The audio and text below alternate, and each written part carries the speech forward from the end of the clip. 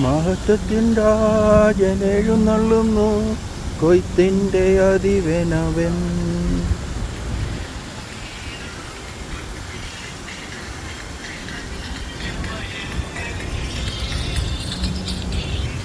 അമേരിക്കയിലെ Virginia beach ഒരു പരസ്യയോഗം നടത്താൻ ഇറങ്ങിയതാണ്.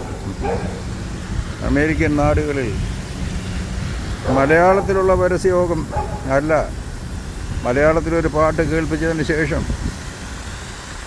ആംഗലേയ ഭാഷയിൽ, ഇംഗ്ലീഷ് ഭാഷയിൽ ഒരു ചെറിയ പ്രഭാഷണവും ട്രാക്ക് ഡിസ്ട്രിബ്യൂഷനും നടത്തുവാനാണ് ഞാൻ ആഗ്രഹിക്കുന്നത്. സ്ഥിരമായി ഈ വെർജീനിയ ബീച്ച്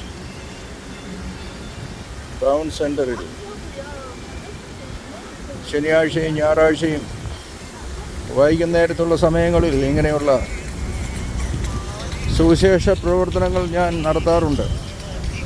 ഇന്നും അതിൻ്റെ ഭാഗമായി എത്തിയിരിക്കുകയാണ്. സമയം ഏകദേശം 5 മണി കഴിഞ്ഞു. നല്ല ചൂടുണ്ട്. സമ്മറാണ് ഇവിടെ ഇപ്പോൾ അമേരിക്കയിൽ. അല്പം കൂടെ കഴിഞ്ഞേ ഈ ടൗൺ സെൻറ്ററിൽ ആളുകൾ എത്തുകയുള്ളൂ. സാധാരണയായി വൈകുന്ന സമയങ്ങളിൽ ഇവിടെ ഒരു വലിയ ആൾക്കൂട്ടം എത്താറുണ്ട്.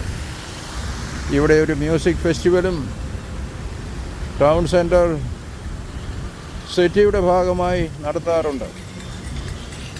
അപ്പോൾ അത് കാണുവാനും സായാഹ്നങ്ങൾ ആസ്വദിക്കാനും ഒരു ചെറിയ കൂട്ടം ഇവിടെ കൂടും.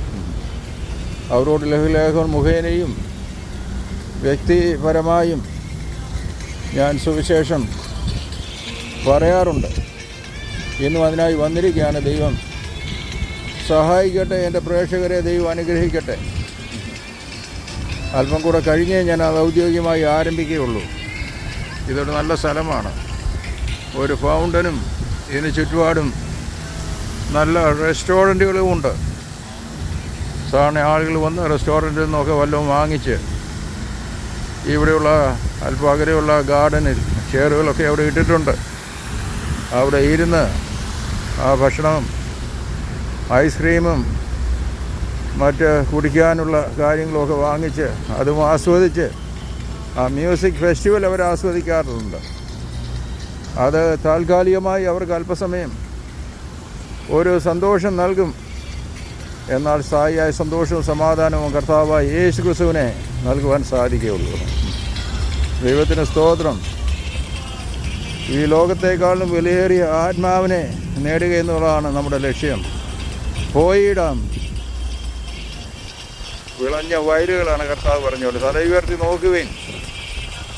യോഹന്നാന്റെ സുവിശേഷം 4-ാം അധ്യായത്തിൽ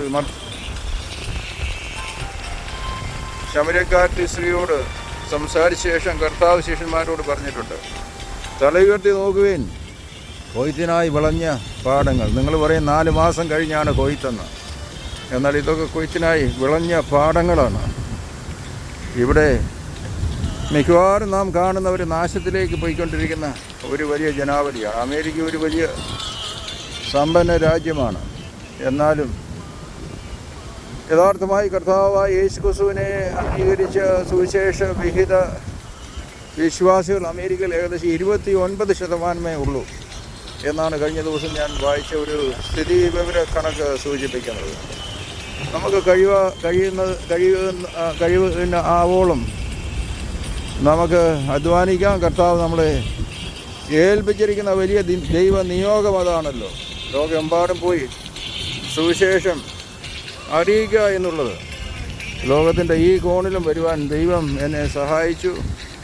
എളിയ നിലയിൽ കഴിവിനനുസരിച്ച് ജോലിയോടൊപ്പം ഈ വേല ചെയ്തു വരുന്നു. എൻ്റെ കേൾവിക്കാരെ, കാഴ്ചക്കാരെ കർത്താവ് അനുഗ്രഹിക്കട്ടെ. ദൈവത്തിന് സ്തോത്രം. തുടർന്നും ഇങ്ങനെയുള്ള പരിപാടികൾ ഞാൻ ഈ ചാനലിൽ പ്രക്ഷേപണം ചെയ്യുന്നതായിരിക്കും. ആമേൻ.